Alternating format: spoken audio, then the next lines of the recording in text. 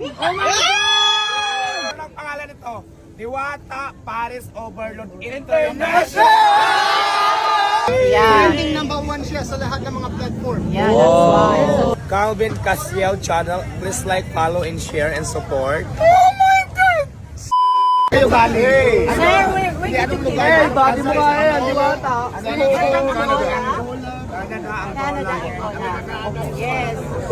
And this one from Philippines!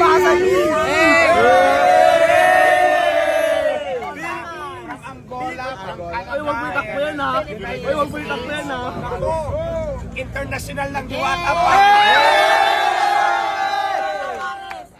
Diwata! Diwata! Ano lang pangalan nito? Diwata Paris Overload International! Once again, 1, 2, 3. Diwata